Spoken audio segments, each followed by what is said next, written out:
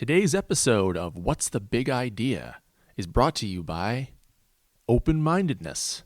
Yeah, open-mindedness. Listeners of What's the Big Idea can now get a free lifetime supply of open-mindedness. No promo code needed. Here are a few simple ways to get it. Listen to others' opinions. Seek out different perspectives. Listen more than you talk. Open-mindedness, check it out. Now on to the show.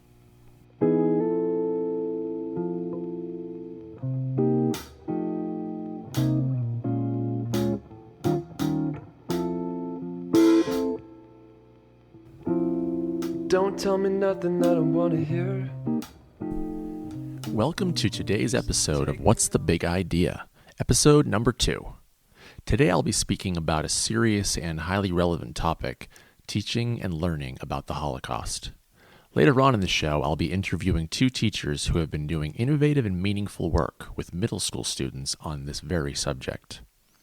But before we start, I'm recording this podcast a few weeks after an incident involving students from Newport Mesa High School in California. This is something you probably saw on social media, in your newspaper, or on cable news. At a house party, high school students were playing a drinking game, and at some point, their red Solo cups were arranged into the shape of a swastika. Some of the students then gathered around the shape and gave the infamous Nazi salute. And, no surprise given today's teenage culture, photos were taken and posted to social media. They went viral, and the whole thing turned ugly. In the days following, there was a lot of anguish, soul-searching, and questions. And while there was a fair share of criticism of the students and the parents, I also saw posting on social media questions like, what are these kids learning? Or, these history teachers have a lot to answer for. It certainly raised some vital questions about what the Holocaust means to us today and how we teach it. We are coming towards the beginning of a new era, the era in which there are no surviving victims of the Holocaust. Survivors are in their 90s, and soon we will be left only with the memory, the written records, the recorded interviews. And as we enter this new era, much of the world will continue to grapple with how the Holocaust is remembered, how it's taught, and how it applies to our life today.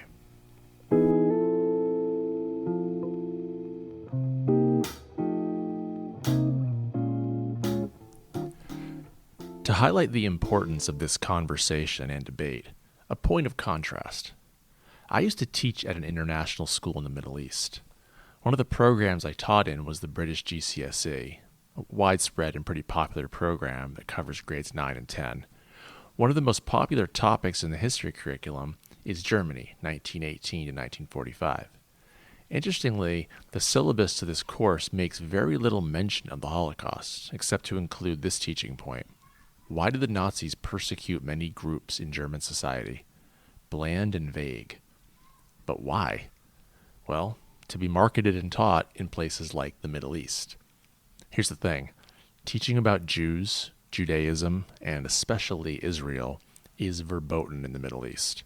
In my school, all the pull-down world maps and all the student world atlases, Israel had been blacked out, like someone had taken a Sharpie and just crossed out the name. And the reason for this was pretty simple, as a local teacher explained to me. We simply don't believe Israel has the right to exist. Well, I'm not going to go into all that here, except to say that teaching about Judaism was not permitted. But the story is slightly complicated by the fact that, by and large, Hitler is a figure of immense interest in the Middle East. I would go so far as to say he's quite popular. Now, don't take my word for it. Just simply take a stroll through the major international airports in the region, including Riyadh, Doha, Abu Dhabi. Prominently sitting at the front of every bookstore is Mein Kampf. In Bookworld Kinokuniya, which is a bookstore in Dubai rumored to be the largest in the world, and it seriously feels that way, Mein Kampf practically has its own section.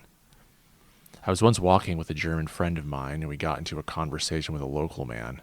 And when she told him she was from Germany, he, and I swear I'm not making this up, put 2 thumbs up and said, "Yeah, Hitler." My point is this. Teaching the Holocaust is incredibly complicated in the Middle East because the students are genuinely interested in Hitler, but you have to be careful of what the government describes as developing sympathy for the Jewish people. And it's further complicated by the fact that some families really don't mind, and they're okay with their kids learning about it. Anyway, what I'm getting at here is that in some ways it was a relief coming home to the U.S. where we have a relatively clear vision of what we believe about the Holocaust. But, as this Newport incident has recently revealed, there are some serious questions about what it means to remember the Holocaust.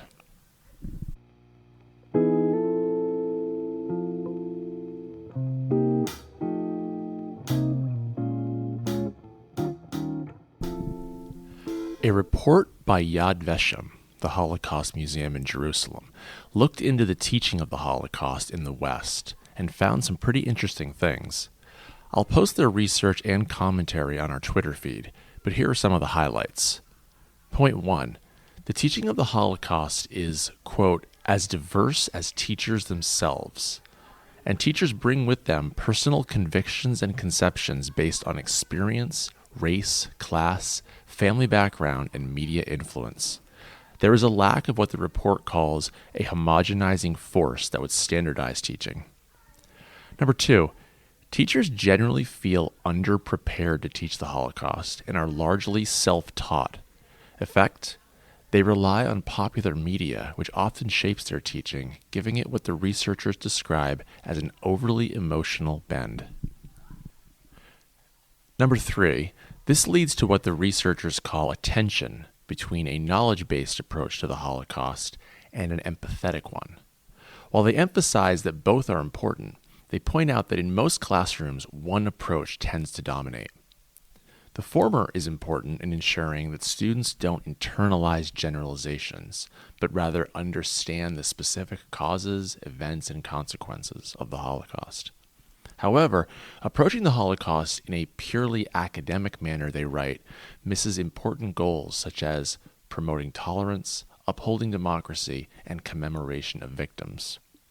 On the other hand, approaching the Holocaust from a more moral education standpoint provides teachers with the opportunity to help students empathize with the victims and see themselves in the victims' positions, and develop a stronger sensitivity to genocide in our modern world.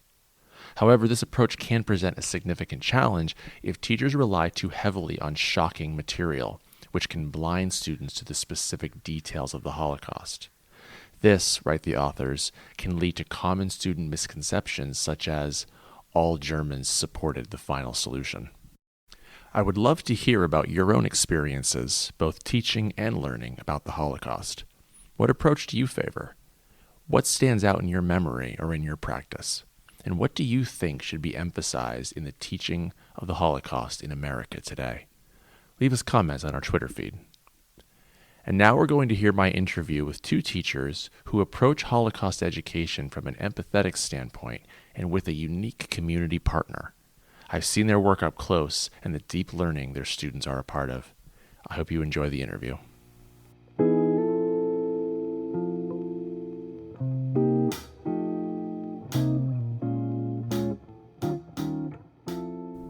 All right, I am very excited and pleased to be joined on the podcast today by two amazing arts teachers, arts theater design teachers, Marin and Maria.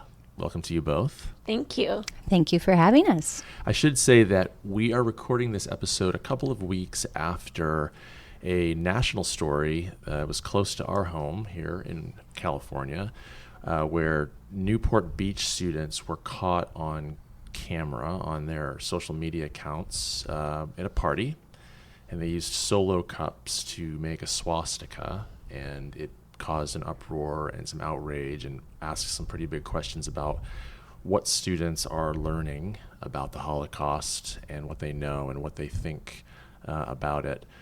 And so I thought we could pivot from that to an experience that you both had recently at Chapman University. We've been doing this this is our 7th year, and this is the 20th annual Holocaust Art and Writing Contest at Chapman University.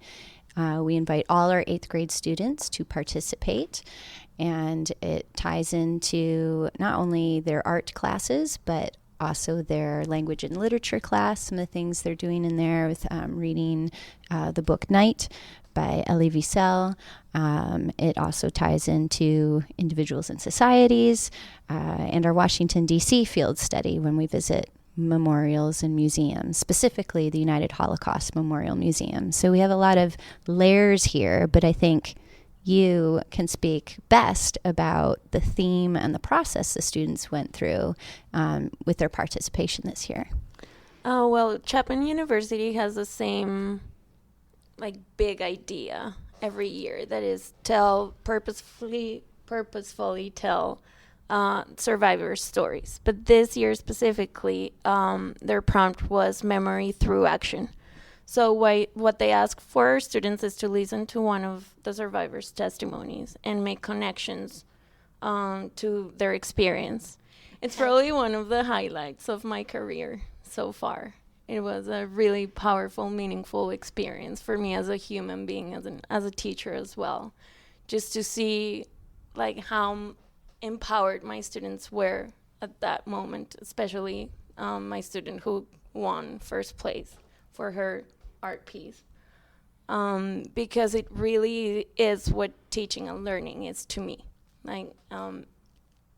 Having our students connect to all these situations that happened or are happening and taking action about them. And regarding my specific student, I was just incredibly proud of how she tied everything together into a piece that spoke for itself. Absolutely. And maybe describe that piece a bit. She created a 3D piece, a sculpture of wooden shoes that were connected to the survivor's testimony. And she tied in, how do you call that? Barbed wire. Barbed wire, yeah, thank you.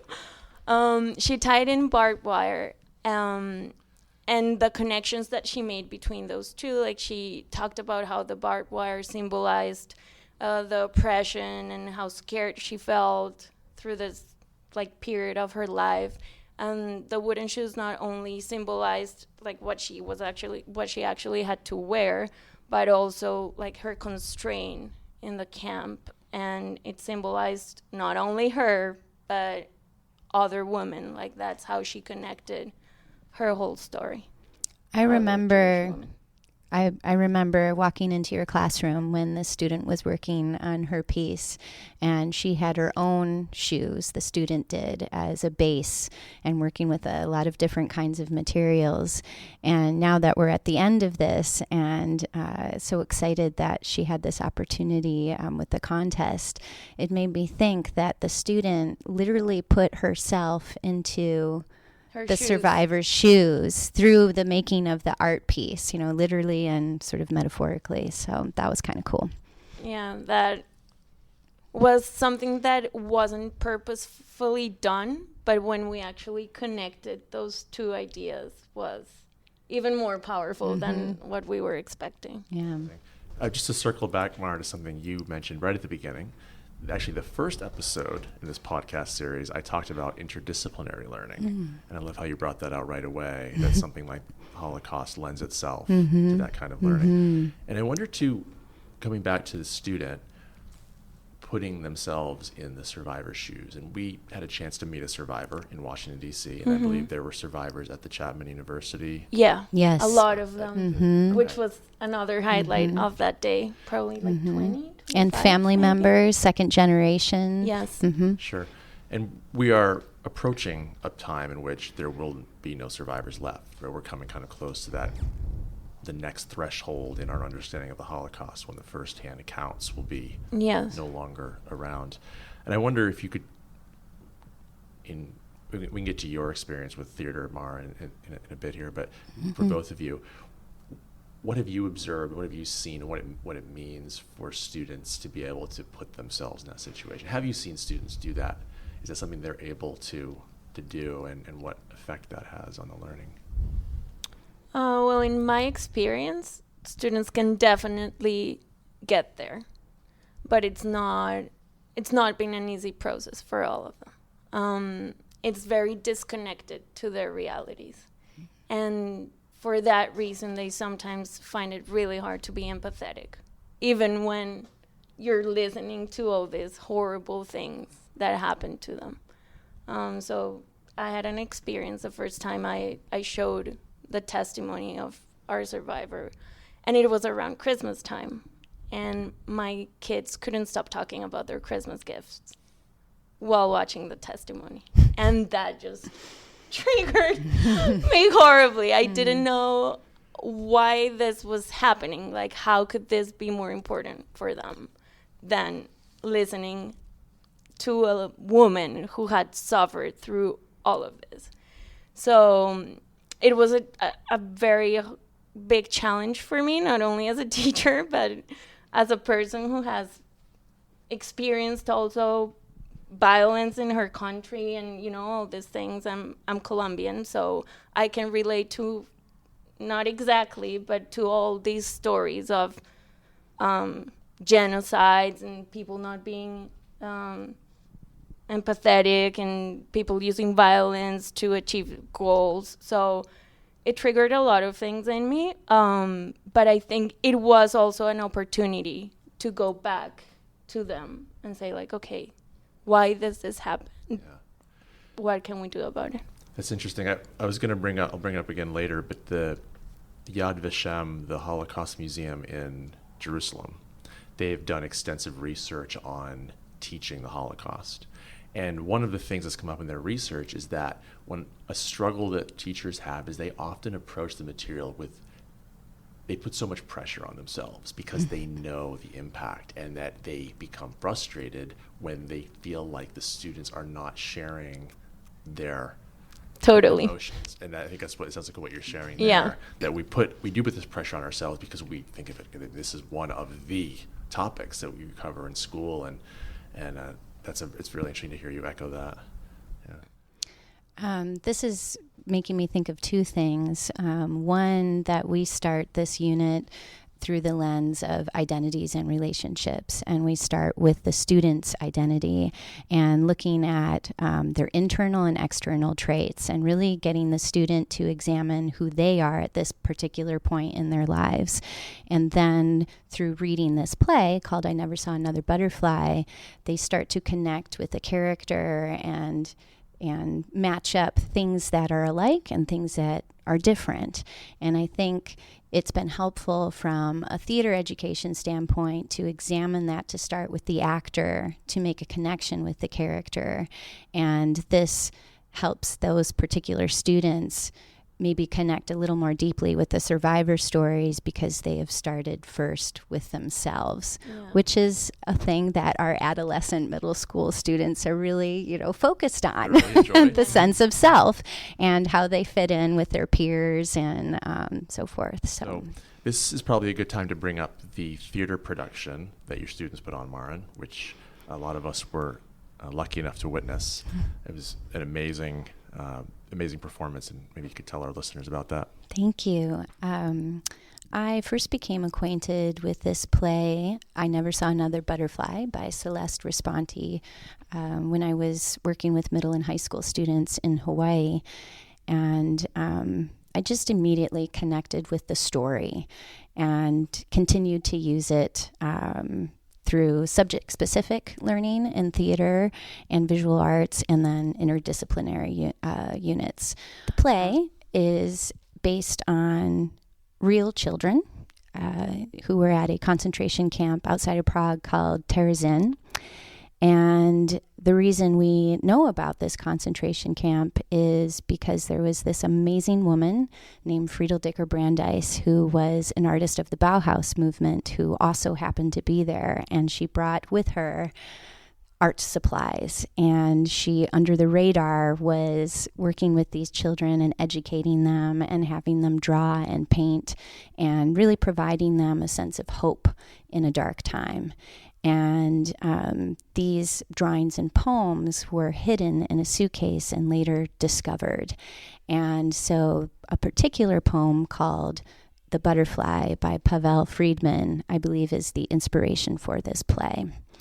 And so the students go through a process of examining themselves, their mannerisms, their beliefs, and then connecting with a character and developing a strong, expressive character through the play. So the play, what struck me about the play was the subject matter was mature. It was pretty intense. And I was very impressed with how many of our students, who, as Maria pointed out, they're adolescents, they're not always able to handle material maturely. And I was impressed by how many of them were, frankly, in front of an audience, were able to get to a place that I was surprised. That there were some students in particular that really, it was almost uncomfortable watching them in a positive way because they were so real. I think part of that is, and I know they were performing for their peers too, which almost raises the stakes even higher than just an audience of community members and adults. I think they really wanted it to be successful, but not because they were performing a play, but because they really wanted to get a message across. A question we were examining through the play was, how do the arts bring hope to humanity? And so this was an example of these students taking action by portraying these characters who are actually real children about their age and connecting and sharing that to provoke the audience to think about this and not to just say, well, let's never forget, this should never happen again, but more to say, okay, now what are you going to do? Now what are you going to do with this material? If this has made you feel a certain way, are you going to be a bystander at certain instances, or are you going to stand up for what you believe in, which is being compassionate and loving towards others, no matter who they are? Yeah, and I think what you did in your class helped my students get to that point of realization. And I feel like what I did in my class helped your students get there as well. So we supported each other in that sense. I really think that without that other component in our curriculum, I don't know, I wonder if we would have gotten the same result if these were like isolated activities or, yeah. And we should point out here that at our school, the students learn about this content in art, theater. They read Night by Elie Wiesel in English, but we do not cover it in social studies. Interestingly enough, It's very interesting. it's very yes, and it's one that I've reflected on a lot and wondering about addressing. But it is a gap we have. But what you've pointed out, it reminds me in the Yad Vashem study, they talk a lot about the difference between teaching knowledge and emotion. And they say that with knowledge, it's important that students really understand the fine points of what happened. But knowledge then becomes the easy to assess, easy to check off the boxes content. And they say emotion, empathy is key, but too much of it can overwhelm students and they actually start to lose focus on the actual events. They start to see things in generalities.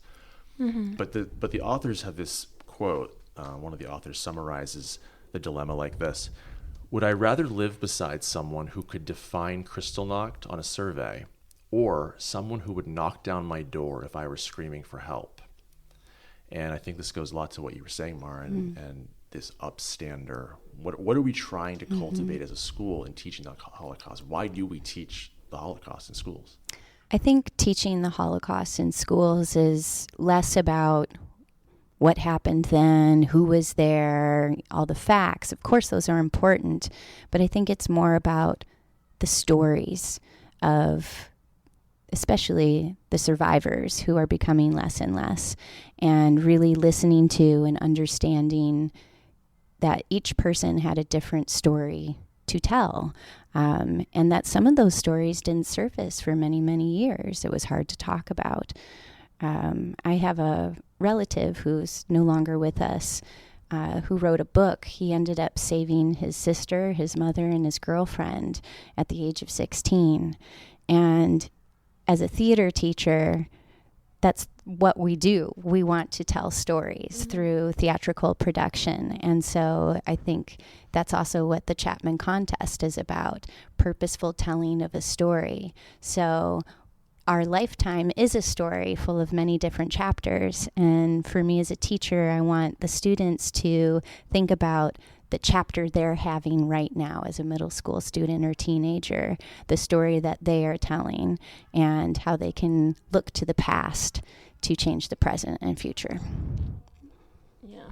I think if we don't listen to what memory offers us, there is no chance for us to act upon it when we actually live it or experience it or when it happens.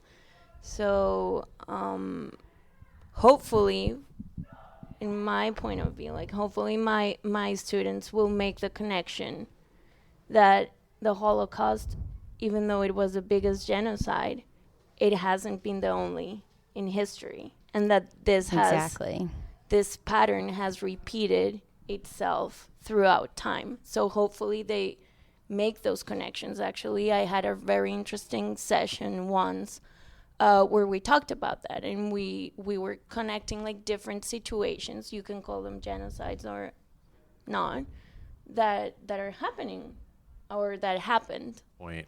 It reminds me of this idea of telling stories and the memories.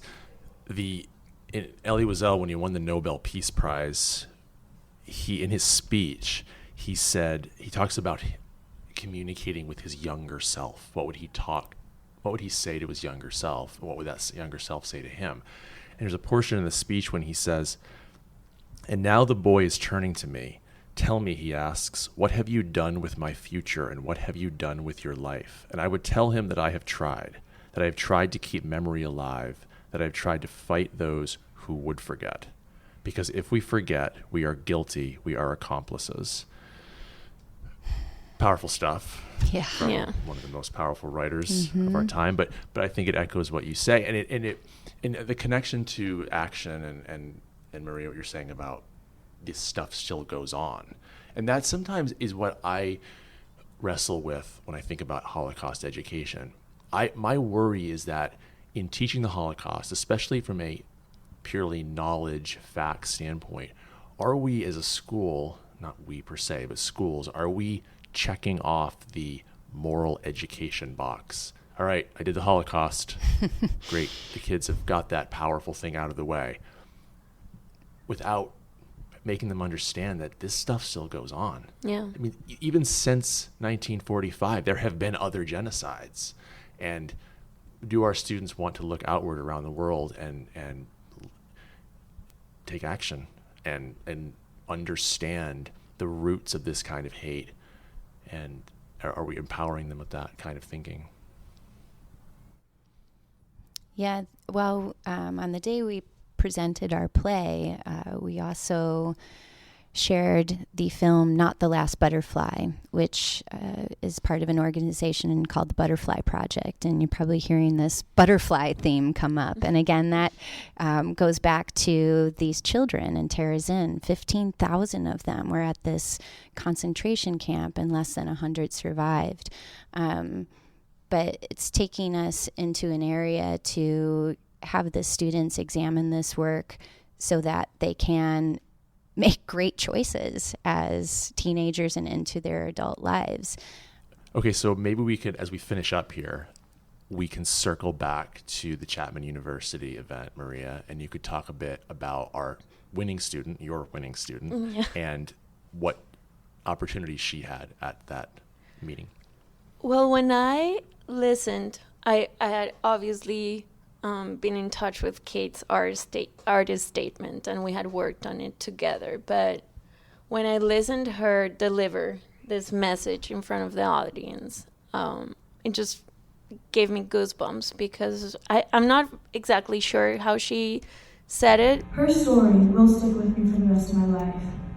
Her story is something we must know, remember, and tell to make sure something as terrible as the Holocaust never happens again. Thank you. To make sure that nothing or anything like the Holocaust would ever happen again. And that for me speaks for itself. For a 14-year-old, that is incredible stuff. And it's pretty neat that her mother and both her grandmothers were in attendance at that event too. So you have the multiple generations hearing that message. And it was even more powerful because the survivor who she based her work from was present. And she was very touched. She, like, after the assembly or the recognition assembly, you go to another area of the university and they have kind of an event going on. A reception. And the survivor recognized her and she pointed at us and wanted to meet her, and it was an incredible moment for both of us. And maybe we'll have pictures of that, I don't know. Well, anyway, sorry I got distracted, but Sure. I think it was an incredible moment for my student.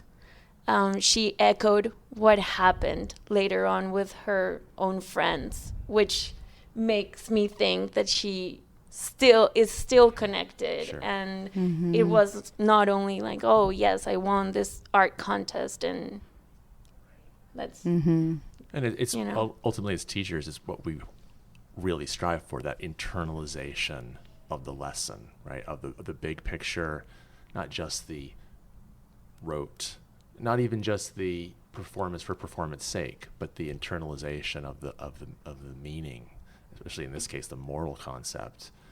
yeah. And we hope to see that. Yeah. I wish I could give my students the opportunity that this particular student had of being present there, seeing all the survivors, because I do feel it's very different when you listen to one story than when you see 20, 25 people together as a community speaking out. And I wish I could give that to all of my students. I think you do. It sounds like you Yeah. do. It sounds like you do. I see you doing it. And I think that's a big part of this is the passion from the teacher. And, you know, whatever our background is or our faith or our belief, it just comes down to how we treat each other as human beings and what is the world we want to live in and what is the story we want to tell. Mara and Maria, thank you so much for joining me today. Thank you for having us. Thank you, Dan. I hope you enjoyed that interview as much as I did. Mara and Maria brought a lot of powerful anecdotes and teaching lessons to our conversation. And for me personally, beyond just the conversation, I enjoyed it as my first podcast interview and going through the editing process, and I hope those edits weren't too harsh on your ears. Please leave us feedback on our Twitter feed at BigIdeaEd. The content, the questions, the editing, whatever you'd like to comment on, questions you'd like to ask, we want to hear it all. Pierce Murphy's going to take us out of here again, and join us next time on What's the Big Idea?